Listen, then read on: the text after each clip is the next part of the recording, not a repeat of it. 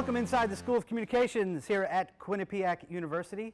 I am Professor Nick Pietruszkiewicz, and this is the latest episode of What's Your Story? I am so thrilled to welcome in the 10th President of Quinnipiac University, Dr. Marie Hardin. Thanks for doing this. I'm happy to be here. This is exciting. Well, we'll see about that. I wouldn't rush to judgment so soon. So, you are a child of Texas. Yes. You walk around, how many, are people starting to get accustomed to you dropping y'all on them regularly, or do you get still some, what'd she say? I'm hoping the y'all catches on. It's a very efficient word. Okay. Think about it. It sort of covers the waterfront. Okay. And I will tell you that a pet peeve I have is all y'all.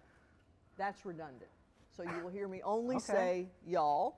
And I hope that, honestly, I hope it catches on. Okay. Yeah. I didn't know there were rules to y'all, but that is a good way to start this. We're like 35 seconds in and I've learned something. You've mentioned before in past interviews, I think you told student media this last week, and so I do a lot of cooking. I use way too many jalapenos and cayenne and things that scare my wife. You apparently are big into hot sauce. I love hot sauce. What's the strangest thing we're putting hot sauce on?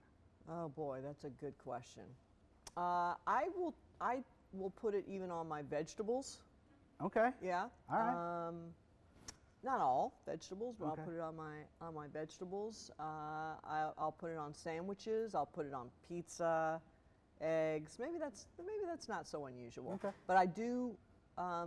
There's rarely a meal where I'm not asking if there's hot sauce available. Okay. Rarely a meal. All right. Yeah. What about you? I will put hot sauce. I will tend to fire up the smoker. Okay. And I will make wings that I literally put two different sauces together. One will have a sign of like skull and crossbones as a warning: do not touch this sauce without knowing what you've gotten yourself into. Okay. Wow. yeah. Okay. Yeah. That one my wife won't go near. Okay. And then I had some family who lived in the South before, so I've tried to create my own jambalaya. And sometimes that gets away from me a little bit. Okay, well, but again, you like spicy. I do. That's great. I do. That's great. I do. I bet we have some students here I who bet like you, spicy too. I bet you're right.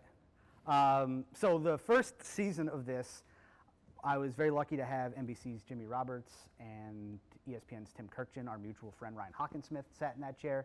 The first official question might feel a little different for you. I asked them, what was your "this is what I want to do" moment? Yeah. What was your "this is what I want to do" moment? That's a great question. I would say when I met, in terms of being president Sure. here at Because- Quinnipiac, yes. or being in higher ed, so I'll answer it in a couple of ways. I'll tell you that this is what I want to do in terms of being in higher ed. That moment came when I had graduated from college. I was working as a freelance journalist, and I saw it was an ad back when we had print newspapers every day. Mm-hmm. I saw an ad in the paper, and it was for a journalism advisor at a local college. Okay. And it said you had to have a master's degree. And I just got my bachelor's. And I saw that and thought there was something about that just drew me and excited me. And I thought, I really want to be in higher ed. It was that I remember, and I clipped that little ad out and I pasted it to my computer and told myself I needed to get a master's because I wanted to do that. And that was my original goal, was to be a college student media advisor. Okay. And I got the master's, and as I was getting the master's, I decided, I need to go ahead and get a PhD if I want to be in this kind of work for the long haul. So that was it was that little ad in terms of being in higher ed that did it for me. Okay. We have a lot of students here. None of them are here to see me. They are all here to see you. This rivals the crowd we got for Tim Kirkchin. I think actually you might have the greatest attendance we've had so far for this. There are 4 classes that are here. There are 2 sections of sports communications. There's 1 section of Com 140 storytelling, and there's 1 section of journalism 106. At some point in the next year, 2 years, 4 years, they're going to go out into the job market. Yeah. You just interviewed to become a president of the university. What's that process like? to interview to be a president of a university. Yes. Yes. I would say in some ways it's similar to any kind of interview process, except it's much more intense and involved, and the people that you're talking to obviously are much more high level than the folks that you might be talking to for your first job interview. But it was multiple job interviews and a lot of, and this is something that you all need to be aware of. It was also looking at my background, vetting my work. There was a lot going on behind the scenes, but it was and I'm going to go back a little bit to your first question on sort of when did I know that this was what I wanted to do. The interview process felt so good. The conversation made me feel so good. The energy and the kind of questions I was getting and the vision that the folks interviewing me had for the institution made me really, really excited. So sometimes, as you can know that a job is right for you because of the way the interview process feels for you, if that makes sense. What advice do you have for them when they go to do an interview? Because it's a challenging, it's a nerve-wracking situation to be sitting on the other side of the desk or the table, and this is a job you really want. And Yes. You don't want to try too hard. You don't want to feel like you're reading a speech off. Like, Yes. What advice do you have for them Yes. when they go and sit down for their job interviews? I appreciate that question. I'm going to give you one big piece of advice, okay? And then there's all kinds of things that cascade from this one big piece of advice, and that is this. When you're sitting there, it will feel like the interview is all about you. It's not all about you, and you must remember that. The interview is actually about the institution and assessing whether you fit the institution, its goals, its mission, the vision that the folks, everybody interviewing you has a vision of the institution and where they think the institution should go. So when you remember that, it will help you make decisions about how to prepare, and it will help you make decisions about how to answer the questions that you're being asked, and it will help you make really wise decisions about what questions you ask, right? Because at the end of every interview, they say, what questions do you have of us? Mm-hmm. If you remember that interview is not actually all about you, it will help you ask really smart questions. So that's the one big piece of advice I like to give students. What was the hardest question you got asked during the process? Oh, that's a great question. I mean, the hard questions are always have to do with, what is they're sort of the grand questions that can be really hard as you think about how to answer them. The grand questions about, where do you think higher ed is going, and how would Quinnipiac fit in that trajectory for higher ed? What is your vision for the institution? Those kind of big questions are challenging because there's a lot there that you want to unpack. I remember when I got the call, I was working for a small newspaper in the suburbs of Chicago, and I got the call from ESPN that I had gotten the job. And one of the great pleasures of this job is when students then call me and say, hey, I got the job. What was it like when you got the phone call that said, hey, we would like you to be the next president of our university? Well, I can remember exactly where I was standing. It was a moment I'll never forget. I was, I had just done a round of interviews, and I certainly was hoping for the phone call. And when I got it, it's funny because you get that news and it takes a minute to process it, right? Yeah, you know sure. this. It takes a minute to process it when you get that kind of great news. But the beautiful thing is you're never going to forget that moment. So it was exciting, it was overwhelming, it was truly joyful. So I was moving here from Chicago, you were moving from Pennsylvania. At any point did you realize, oh wait, I've got to move to Connecticut? Yeah, oh yeah. A move is, and you all are young, so I think as you and you might be able to relate to this, the older you get, the tougher it is to make those big moves. So you tend to make them less as you grow older. But so you all are mobile, and you've got less stuff you got to figure out how to move and all the rest of it. But I had been at Penn State. I'd been in Pennsylvania for 22 years. So you accumulate a lot of stuff, and you're sort of embedded in a community. Yeah, it was a lot to process in terms of the job and the physical location. But I will tell you this, I love Connecticut. I mean, I love this place. The topography, the possibilities for outdoor recreation, the fact that there are so many townships to explore all across the state. 169, is it? I think it's 169 townships. And then you're close to the water. You can get to places. Penn State, I don't know if any of you have been there. It's a giant university in a town that's built around the university, but once you drive out of that town, there's nothing.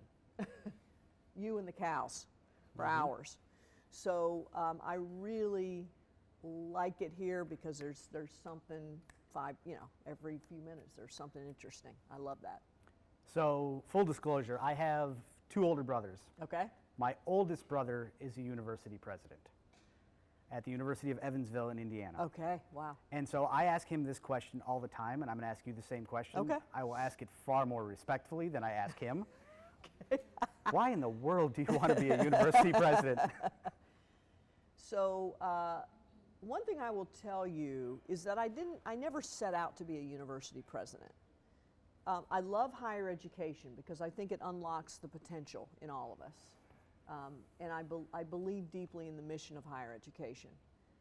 But I also had a philosophy that I developed very early in my life that if I had the chance to take on a new challenge, even if it wasn't one where I felt as though I quite had all the skills mastered for it, if somebody gave me the opportunity, that I would say yes. Okay. And so, I got my PhD. I immediately became a student media advisor. That was my first job at a college, and started teaching. And then as opportunities came to me for leadership, even if I thought, I don't really know if I have all the skills for that, I'm going to say yes, and because whoever's asking me has the confidence in me. So I see my career as a series of yeses, and the opportunity for this came up, and this was an easy yes. Okay. In terms of aspiring to be a university president, I don't know that I ever aspired to be a university president, although I want to make sure I understand the importance of this, the weight of it, the challenges, and I strongly believe that this is the kind of position where you can make a huge, huge, huge impact on many lives. You have a background in journalism, and so one of the hallmarks of journalism is going into a situation and being prepared, having done your homework. You've been here a few months. What surprised you? Anything that you said, wow, I didn't sort of expect that. I didn't see that coming about this place. Yeah. So the one thing that there are a few surprises. I will tell you, I believe that journalists should be open to surprises, right? And I think finding those surprises is part of the fun of the job, right? You do all the preparation, but you have to be open and embrace the surprises. This was a really great surprise when I got here. This community has this incredible pride. I see people wearing the Bobcat logo, I'm wearing the Q here. We take pride in our institution, and you don't see that at every institution of higher ed, but we have it here, and it's across the institution. That was a little bit of a surprise for me in a really positive way. Yeah. We see the public version of you The people that know you best, how would they describe you?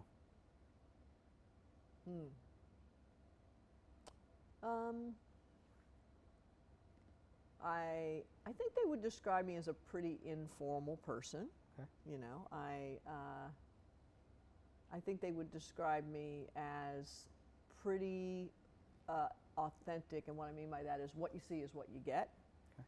I think that's what they would say about me. That's a good question, but I'm always a little unsure of what to say, because I want to say, well, you need to ask those people, you know. But that's what I think. I've had mentors and friends and family and colleagues who've helped shape me, who've helped define me Yep. along the way. Who are those people for you? Yep. So the first person who comes to mind, and maybe some of you all have this, and I'll bet some of you do, that great high school teacher. Mm-hmm. That great high school teacher. Do you remember their name? Karen Collins. She was my high school journalism teacher. Okay. And college was not something that I knew anything about, and maybe some of you can relate to this too. I didn't know anything about college. I had an older brother who dropped out of high school to work. Neither one of my parents went to college. Nobody in my neighborhood went to college, so I didn't know anything about it. And I didn't know what I was going to do when I graduated from high school. And it was this high school journalism teacher who helped me understand that college was a possibility, and helped me even apply for scholarships. So that's one person who really set me on a path. I would mention one other person. There are many, but another person I would mention in terms of thinking about career is the previous dean that I had at Penn State. You know, he hired me. He was he had a sports journalism background himself and had done research in sports journalism, and he hired me there to get involved and help build the sports comm program at Penn State. But he was a great mentor to me. I asked him to mentor me pretty early on. And I would tell you, don't be afraid to do that, to ask folks you admire to mentor you, to guide you. And he agreed and took it very seriously, and was just a great supporter. And I believe, going a little field here, I believe that mentors do two things for you. This is important to remember. Mentors obviously provide advice, counsel, but mentors also open doors for you. Mm-hmm. They become sponsors for you, and he did a great job of that too. And it's important, I think, when someone offers help, to be willing to take it. Yes. And yes. Too often I think, I'm going to bother them. I don't want to reach out. I don't want to ask them, hey, I'm applying for this job. Do you know somebody over there? And they're afraid to do that. That's an important quality, isn't it? To be okay to say, yeah, I'll take some help. I agree. Networking, right? Yeah. Yes. You still have to do the job, but a little help along the way probably isn't the worst thing in the world. I agree. And I'm sure you have stories where that served you well. I do. Yeah, I had friends. Well, I had a friend in Chicago who I interviewed at the New York Times to cover the Mets when I was 25, and I did not know that the columnist at the Chicago Tribune, a guy named Rick Morrissey, had sent an email to the sports editor of the New York Times on my behalf without me knowing. Wow. And I thought that was great, and I could not thank him enough, and that's why I tell all the classes that I have, if I can ever help, let me, because along the way people helped me. And so if my father once threatened me, he said, if you don't help people along the way these people helped you, I'm going to come back and kick you or fill in the expletive here. So I try to do that. You mentioned sports, and in the overall scheme of what we do, or what I try to do on this YouTube thing, is it's sports related. My career was in sports. What I teach here is sports, although I think storytelling is storytelling and sports just happens to be the vehicle. I try to explain it to people who don't love sports. Why do we care so much? Why does it matter? They're just games. Why does it matter so much? Sports matter a lot because they both reflect and reinforce cultural values. I mean, at the end of the day, that's what they do. Part of the power of sports is that we see sports just as you described. Sort of, we see sports as fun and games. When you see sports as fun and games, the things that they actually teach you in some ways become much more powerful because you're simply enjoying the experience and not thinking as critically about the values that they're teaching you. So sports are incredibly important in society. They signify what we value. They signify how we expect to work with one another. They teach lessons both individually and I think culturally. So that's what I would say. I'd love to hear your answer. I think they're the great icebreaker. Oh, that's interesting. I do. I spent 14 years at ESPN. I did baseball, college basketball. The last 5 years, I oversaw our golf coverage for ESPN.com. And so my wife will make fun of me, which is probably her default setting, is to make fun of me. But when I come to do open houses or when I'm on a Zoom, I typically will wear one of my pieces of Masters clothes that I bought. Yeah. And she's like, "What are you doing? You own other things." Like, by the way, this is the most dressed up I've been in a long time. Sharp. Normally, Very I sharp. just Is look. this true? Most dressed up? I look like I rolled in off the 10th tee somewhere. But I do it because it's an icebreaker. It's a conversation. Someone will ask me about it, and we've eased in the process before.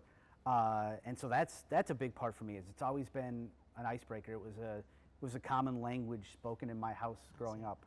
I learned it and watched it and followed it because my dad did and my brothers did. Yeah, common language. Yeah. I really like that, right? You can bring people together, and sports is a way for people to get to know each other very quickly. My wife's a nurse, so I will show up at things and we have this conversation of this I'll be fine. I can't speak medical, but I can speak sports, and we'll figure it out from there.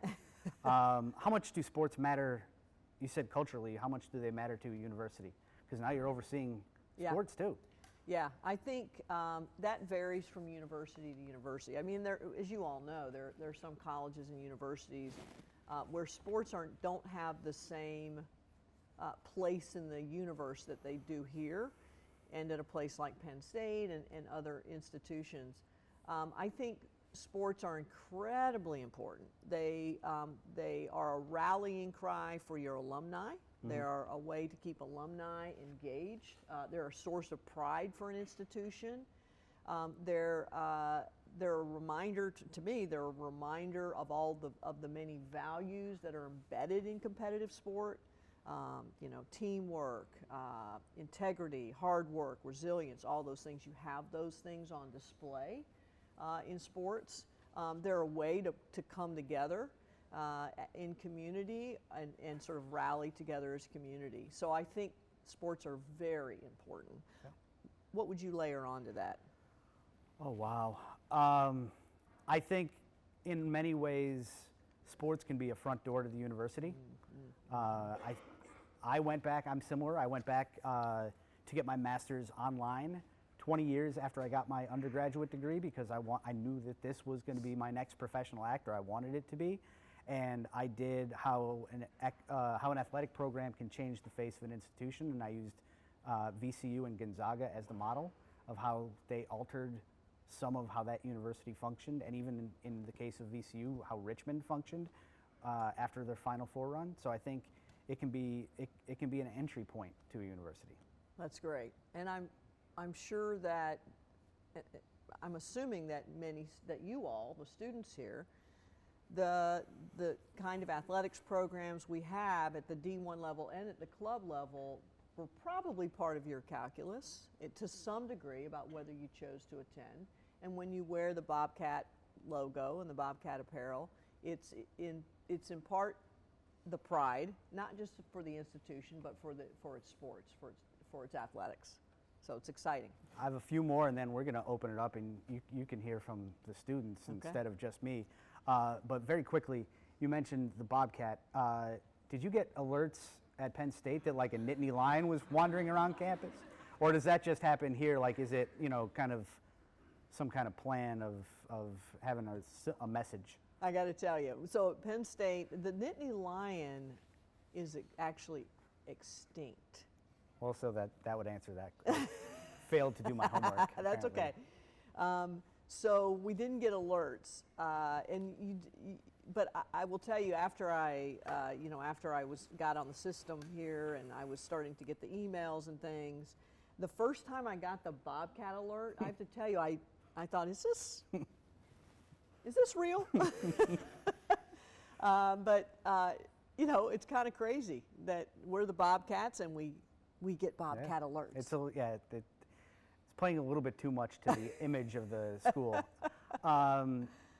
We have similar backgrounds. You spent a lot of time in Pennsylvania. I grew up in Pennsylvania. Journalism and communications and now higher education. And all of those things now, maybe more than ever, are under intense scrutiny. Mm-hmm.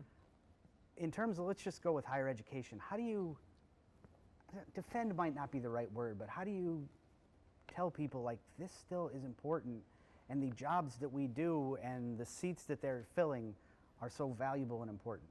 Yeah, that's a great question. So you can tackle that question, I think, in a couple of ways. You can either, you can think about it two ways, I think, and probably more than this, but you can look at the data and you can very clearly see that a degree still matters for career success and lifelong income. That's just, the data still bears that out. Okay. The second way to think about it, I think, is that a society that flourishes, a society that makes progress, what's critical in that society? It's informed, engaged citizens. And higher education is incredibly important for informing and teaching young people and adult learners, anybody who chooses to come through its doors or its online portal, how to learn, how to think critically, and how to engage in a democracy. Okay. And so I think higher education is essential for a healthy, functioning society and democracy. What do we need to do better as in higher education? Yeah, what I think we need to do better, people will say we need to communicate our value much more powerfully. We do. Of course we need to. Yes, we need to do a better job telling our story, but I would also argue that we also need to do a better job in higher education of connecting to other institutions that are also essential in society. And we need to do a better job of drawing that direct line for students between us and the places they're trying to get to. So, we think about the career fields and the industries that our students come to us hoping to get to those industries and career fields. We need to have stronger connections with those. We also need to, I think, constantly be rethinking the way we teach, understanding that the way students learn is changing with societal changes and technology changes too. Those are just a couple of things. There are others, but those are a couple. Last one I have, and then I'm going to hand you over to the students here, is we have some that are heading out into the real world in a year or in a few months or in 2 years or in 4 years. What do you hope when they walk out of here that they will have gotten from the experience of being at this university? A few things. I hope that they have been, I hope that a love of learning and the process of learning is firmly embedded in their psyches and their souls and hearts. I hope that they also walk out of here with deep, lifelong friendships. I hope they also walk out of here with relationships with professors like you. Thank you. That they will take for the rest of their lives, and the values that they have learned that will carry them forward. And all of that they will connect to their experience here and that they'll want to continue to engage because of that powerful experience and all of the things that they took forward. They can't forget me. I'm the only professor that they would have ever had that's got 15 letters in his last name. Like they're gonna wait. The guy with the 2 Z's, that middle Z's got to be misplaced. All right, you want to take some questions from them? I do. All right, I do. Jim, we have a. What do you think? Name, year, or name, major, and major? Yeah, let's go with name, year, and major. All right. And if you have anything to say about your illustrious professor here, you could add that too. I don't know about that part, but okay. You're the boss. We follow your lead around here. My name is Tim Bellingham from Darien, Connecticut, major sports comm, first year transfer student. And you've done a lot of TikTok trends recently. What got you started doing those TikTok trends, President, and do you think that helps you relate with the students? That's a good question. Can I ask you a quick question first? What attracted you to Quinnipiac?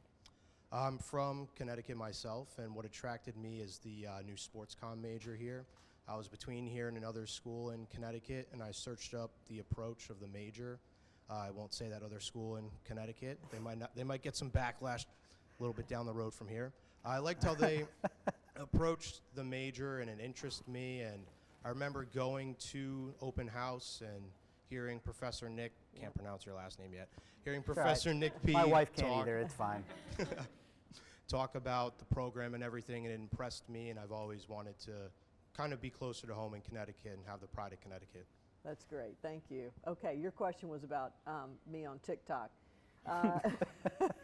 So what I'll tell you there is, I think social media, if you join a community and you want to connect with folks pretty quickly, I think using social media is a way to do that. And so I've had a lot of fun with it. There's this institution, among its many, many strengths, it has a fantastic Marcom team. And that Marcom team, Marketing and Communications team, has some really, really talented social media producers who've been working with me. They are wonderful, but it's been fun. I will tell you that it's fun to get the feedback. It's fun to follow others on social here in the community. I've really enjoyed it. Yeah. Where are we headed next? Go ahead, right here. Morning. Hi, good morning. I'm Emily Meyer. I'm in my 3rd year of the 3+1, and I am a public relations major. My question for you is, what are your personal thoughts on the growth of AI and technology today, and how it's affecting and influencing communications? Yeah, that's a great question. And first of all, I want to use Emily to plug On the Rocks, because that's where we met, right? Yes, so if we you did. haven't been to We On did the meet. Rocks on Wednesday or Thursday night, I thought it was loads of fun. I want to get back up there. So your question about AI and the communications industries in particular, yeah. I think AI has the potential to radically transform those industries, and in a few ways. I think in terms of just basic content production, AI is not, it's flawed in many ways. If you've worked with some of these AI tools, they're certainly not perfect, but they are learning, and they are getting better. And so I think if you aspire to, if your aspiration is to produce content, you're going to have to, I think, raise your game a bit. And you're going to have to think about learning how to be more strategic. And you're going to have to think about learning to be, for lack of a better way to put it, the master who uses those AI tools to produce the content. So that is my concern a bit. You know, I have, I was a dean not that long ago, working with lots of students in communications, and would talk to faculty regularly about the way AI is changing writing, those writing jobs, how it's changing even now jobs in visual communication. So I would encourage you and challenge you. The tools aren't going to go away. AI is here to stay. So anybody who sort of hopes that eventually it's in the trash bin of history, I think, is not thinking about this in a way that's sustainable. So you need to learn what the capability of those tools and think about really embracing the idea of pursuing more advanced skill sets and thinking more strategically about communication, which I think is a great opportunity, don't you think? It absolutely, for sure.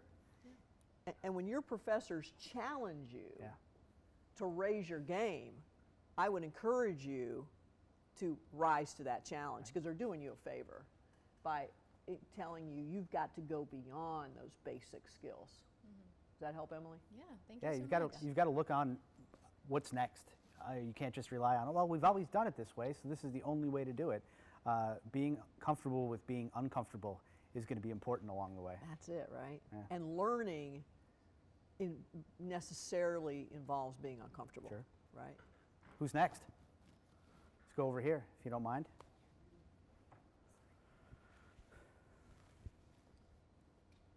Hi, I'm Paul Jacoy. I'm a sophomore sports communications major, and first of all, it's a pleasure to meet you. And knowing about your background, having lived in Texas and being at Penn State for a while, I can imagine you've been around some good football and some good football programs. And I think a question that is definitely in the back of people's heads is it an achievable goal for Quinnipiac to have a football team in the future? Is it an achievable goal?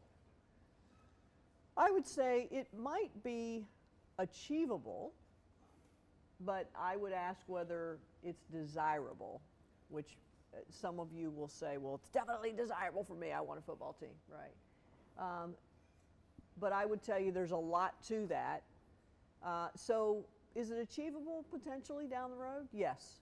Is it the right move for this institution in the landscape of higher ed, in the landscape of the new world of NIL, and all of the things that are happening in college sports? Maybe, maybe not. I will tell you that I think for right now, what institutions like Quinnipiac need to do are let's focus on our current strengths. What do you think are our current strengths in the sports landscape? Who's next? You want to go? But thanks for the question, by the way. I occasionally get questions about football. Always happy to answer them. Hi, my name is Taryn. I'm a senior, and I'm an English major with a journalism minor. And when I was researching you, I saw on your LinkedIn that you had some centered research on ethics and diversity in sports journalism, and you focused on a portrayal of female athletes. So I kind of wanted to ask you about that, and maybe even inquire about DEI here at Quinnipiac and what you think you would do if you were to receive some pushback on that. Yeah, that's a good question. But there's a lot of, actually that's a good series of questions because there's a number of things there. So when I decided I wanted to really dig into sports journalism, I did focus on a couple of things: professional norms and ethics in sports departments related to other areas of news production, and then also the coverage of female athletes, and just as importantly for me, the engagement of and the opportunities for women in sports newsrooms, women in sports production. So did a lot of work in that area.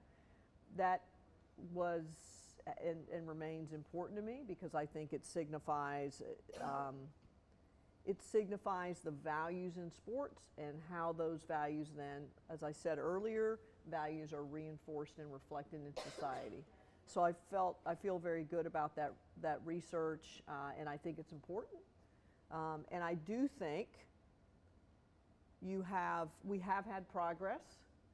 Progress is never moves as fast as we'd like it to move, but we have to acknowledge progress, and that's good. In terms of inclusive excellence here at Quinnipiac, I think I'd like us to think of that as an enduring value that undergirds everything we do.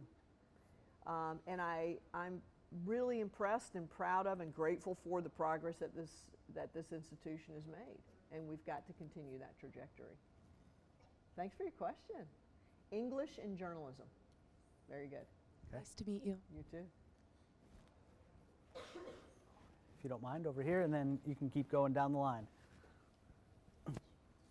Hi, my name is Patrick McGugan. I'm a first-year sports comm major.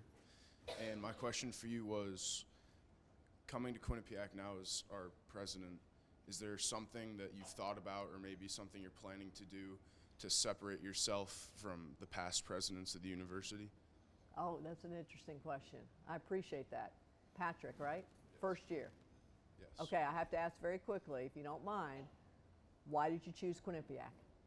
So for me, I'm also from Connecticut. I felt more comfortable being, closer to home.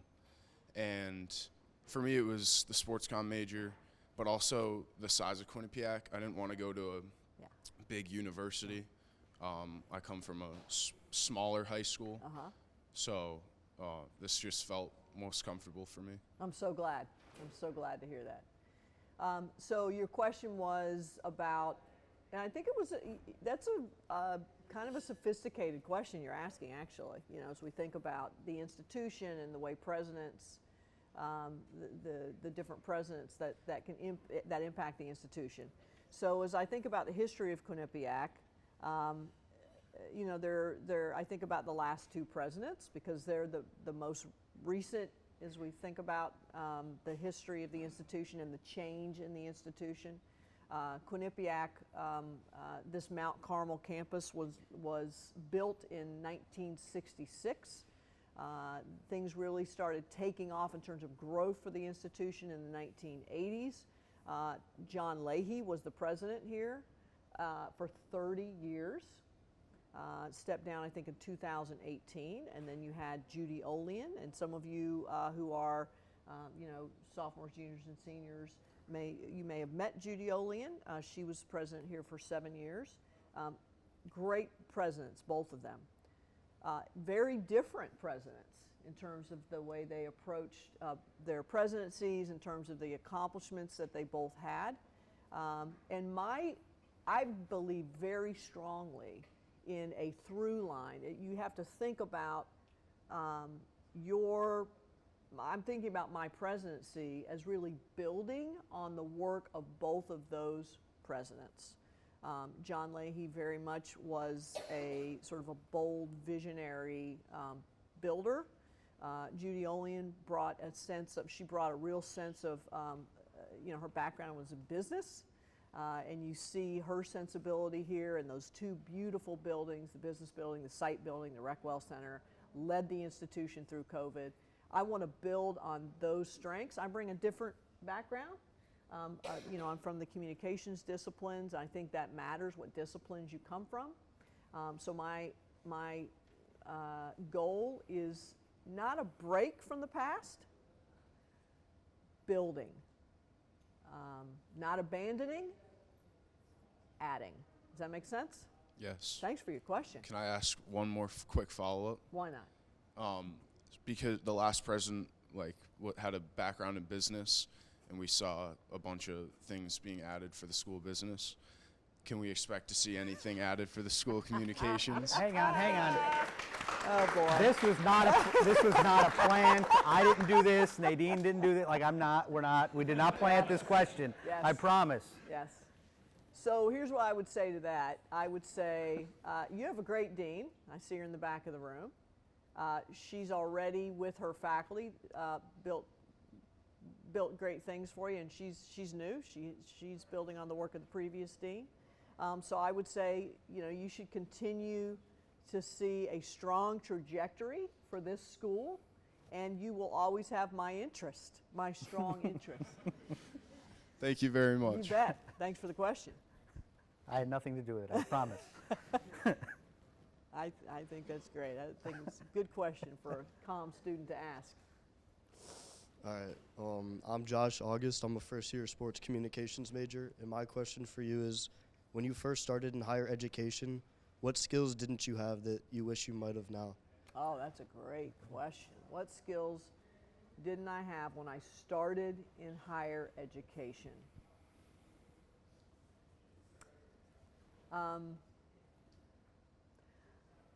I would say maybe it's not a skill so much as a mindset.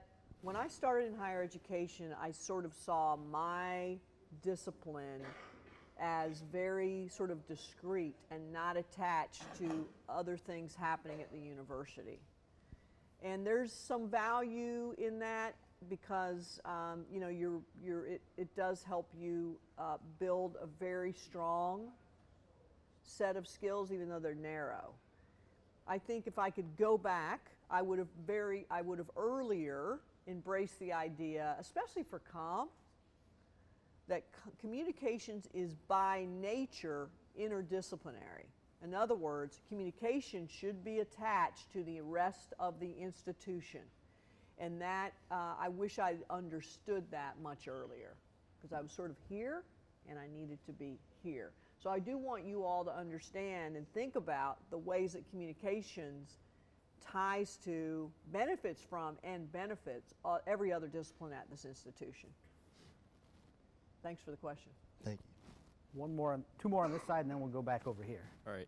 So my name's Edison Tan. I'm from Hudson, New Hampshire. I'm doubling sports comm and film. This is a more lighthearted question, just more about your background. I looked into your bio a little bit on the website. It said that you were a big enthusiast with marathons and that you ran over 30 of them. How did you end up getting into marathons, and then what would be like your favorite experience running a marathon? Yeah, I appreciate that question. So I'll tell you a very quick story. My freshman year of college, I had to take a PE. You know, you had to take a phys ed class. And I enjoyed running. I had been on my high school cross country and track teams. So when I got to college, I wasn't competing at that point. I was taking phys ed, and I thought, you know, I'll sign up for this running class, because there was a class and it said marathon. That was the name of the class. Honestly, I didn't even know what a marathon was in high school. But I knew that a marathon had something to do with running. So I signed up for this class, and I get there, and I'm thinking, okay, we're gonna get to run every class. It's gonna be great. And the teacher looks at me, looks at the whole class, and says, "Your final exam is running a marathon." What? I'm like, "How long is a marathon?" He says 26.2 miles, and that's what you have to do if you're going to be in this class. You have to run a full marathon at the end of the semester. And honestly, I thought, I didn't realize, I'd never thought about it before. I didn't realize how hard it was going to be, but I was also too lazy to change my class schedule. You know, I didn't want to drop and add. So I almost ran my first marathon on accident, right? I happened to sign up for this class, and then we started doing the training. And I really enjoyed it. It was the Dallas White Rock Marathon, and that was truly an amazing experience. I run the Houston Marathon every year. That's my all-time favorite. That's my hometown marathon, and I just love that one. And I've done other marathons across the country. So, but thanks for asking me how I got started. Wait a second. So we talk a lot about in this building about storytelling and details and listening. Uh-oh. You understand, you just said out loud, I was too lazy, so I ran a marathon. That is true. Like, that doesn't make any sense. To me, you know, adding and dropping a class, and then I had to look at my schedule, and I was like, oh, I'll just run the marathon. Sure. Hello, first off, great to meet you, President Hardin. My name is Benjamin Wernicke. I'm a first-year student, a sports comm major. My question would be, what are some improvements that you're looking to make at Quinnipiac on campus? Yeah, great question. So you all will appreciate this.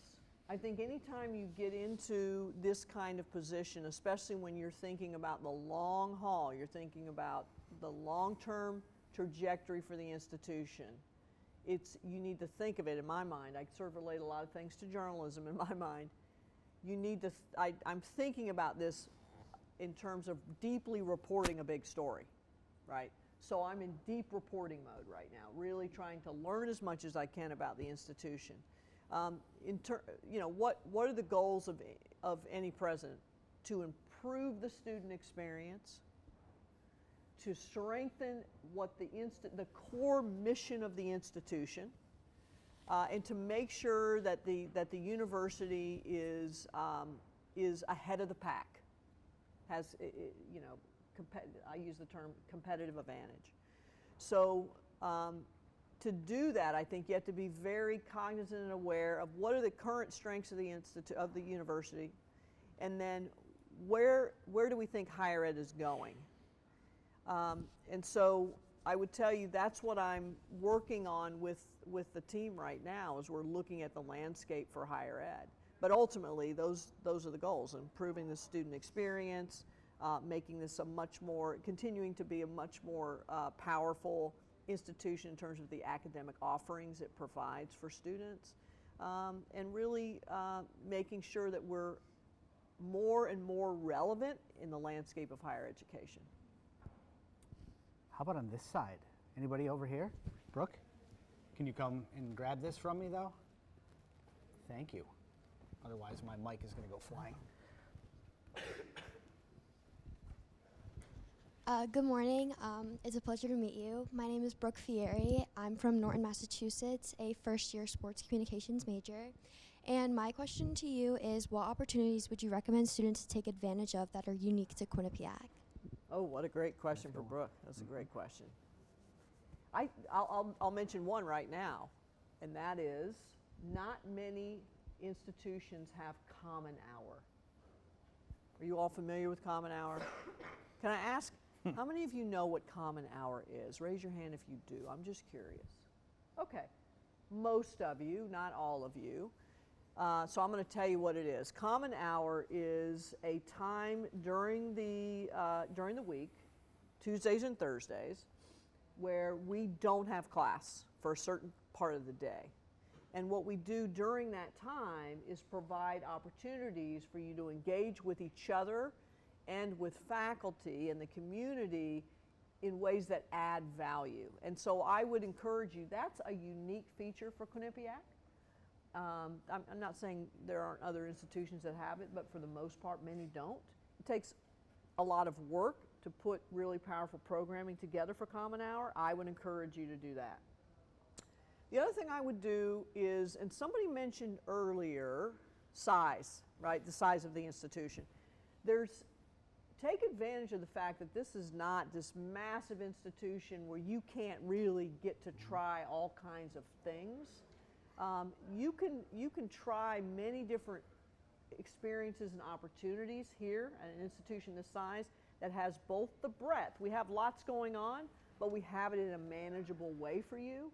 So I would tell you, try things, do things that are of interest to you. Did you say you're sports comm? Yes, ma'am. Sports comm, awesome. Okay, so there are going to be lots of those opportunities. But I would also tell you that if I'm going to use this example, if you're curious about knitting, I'm sure there's a knitting club here, right? And so you want to try those things too that maybe you're curious about that don't directly relate to your career trajectory, because they will just enrich your life. So try those things. You don't have to stay involved with anything forever, and that's part of that's a unique feature of college, that you get to try things and not have to stick with them forever if they don't work for you. Thanks for your question, Brooke. Perfect. Thank you for your time. Let's do one or two more. Anybody? Right in front? But we got two more. So we got one in the corner, and then Alex, you'll finish us in the back. Hi, my name is Madeline. I'm a sophomore studying public relations. And I just want to ask, how do you think universities can address the lack of identity that student athletes face when forced into retirement or face a injury? Oh, wow. Can I ask you a question, Madeline? Yeah. What prompts that question? Well, I was actually a prior athlete here who committed for the women's lacrosse team, but I had too many concussions, so I was forced into retirement. Okay, I got you. So because I want to make sure I understand the question. It sounds like you're asking, how does a university embrace Yeah. empower, support. Mm. Is that fair? Yes. Yeah, I would tell you, first of all, you've prompted an issue for me that I haven't thought about before. So I want to thank you for that. I think that's tremendous, and I'd love to talk to you a little bit more about that offline. But I think it's important. But I would say two things. Student athletes come here. We use that term intentionally. Student athlete. So student athletes come here first as students. So what we want to make sure to do with student athletes is ensure that that student experience is as rich as we can possibly make it for them, while also supporting them as athletes. And then when something happens to an athlete like it's happened to you, we need to make sure that that student piece is rich enough and deep enough that we have the support systems in place to help support, encourage, and ensure that you're on the path you want to be on. Does that help? Yeah, it's perfect. Thank you. Thank you. All the way in the back corner, and then to Alex. You had a question, right? I'm Matthew. I'm a journalism student here. I'm from Pennsylvania. I grew up a Penn State fan. My parents went to Penn State. So State College is very different than it is here, as I'm sure you know. But my question is, albeit you're in different roles, how does leading a smaller to medium-sized school like Quinnipiac differ from a very large school like Penn State? Yeah. That's a good question. I would tell you there are a lot more parallels than people might realize, actually. So yes, I was leading a very large college of communications, one of the largest in the country, in a very large university. But in many ways, it's translated pretty well here. I would say a couple things.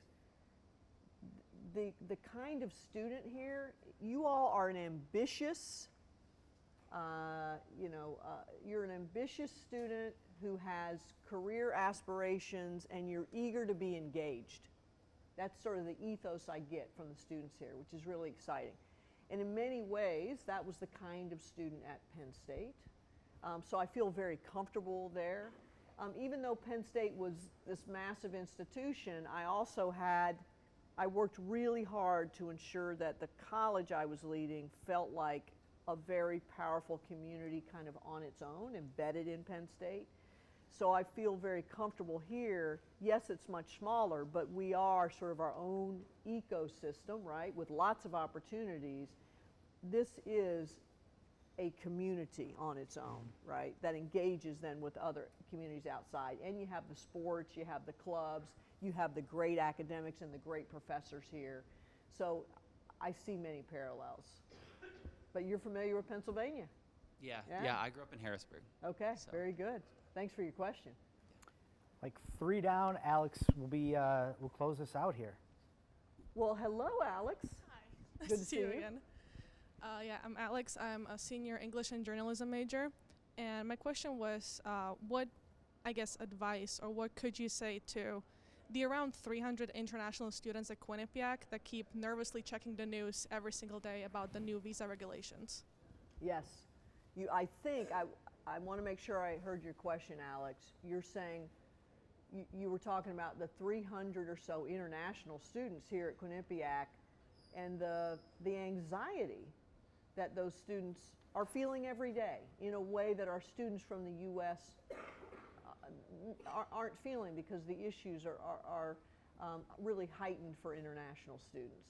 And your question was, I think, what advice or what could you say to them if you could? Yeah. What I would say to all of our international students is a couple of things. The first one is and I know I speak for the faculty and the staff here, we deeply value you and want you to have the experience that you came here to have, okay? And we're going to do everything in our power to ensure that. And the second thing that I would want all of our international students to know is you bring great value to this institution, okay? Because every one of you, whether you know it or not now, or whether you've thought about it, I should say, whether you've thought about it or not, you're going to graduate out into a world where your interaction with international students here at this institution will serve you very well, because you're going out into a world that is diverse and where there are going to be many cultures you're going to interact with. And having that experience here at Quinnipiac and getting that kind of diversity here at Quinnipiac, this range of voices and backgrounds, is so very important. So those are the two things I would say to you. Thanks for asking. This is always my favorite part of this, because they come up with some really good questions. Like, there's no coaching going on. I had no idea. Their professors didn't have any idea what they were going to ask. I think those are some pretty good questions. I think so, Nick. I think your questions were pretty good too. Well, trained professional, do not try this at home. He's a great mentor for you all. So the last one I have is, I guess it's two parts, and we teach that ask them one part at a time, so I'll do the first part, is what's the greatest piece of advice anyone ever gave you? Oh, wow.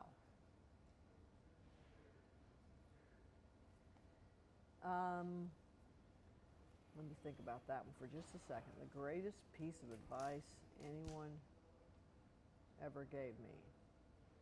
I would say, and I talked a little bit about this at the convocation for students, and that is exercise curiosity before judgment. That's it. That's been very helpful to me. Somebody says something and I want to jump to a conclusion.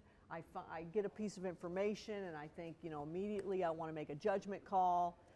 Somebody does something and I think, oh, I should be offended by that. And then I realize, no, Marie, turn to curiosity first, ask questions first, delay judgment.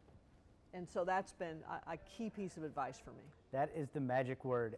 I've gone back and I've listened to some of these after I've done them, mostly to beat myself up about what questions I should have asked that I didn't. Every single person who sat in that chair has used the word curiosity. Every single one. Wow. It's been 6 or 7. Wow. What advice do you want to give them before we let you go on to whatever 8,000 meetings you have after this?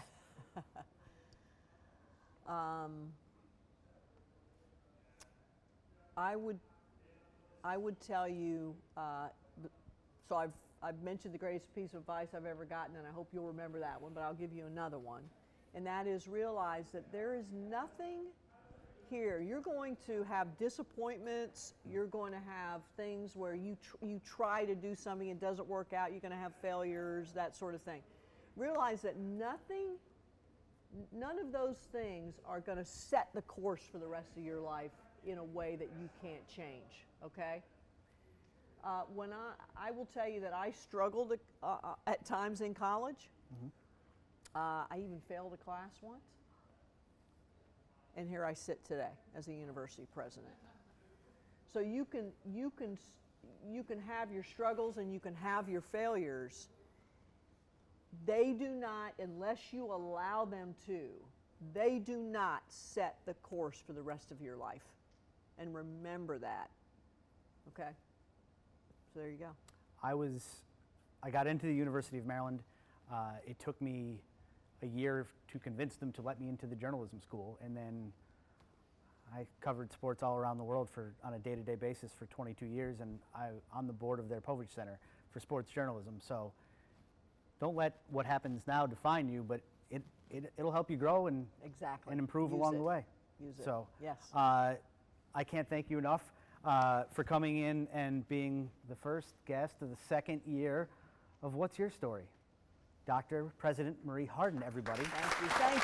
Thank you. Thank you.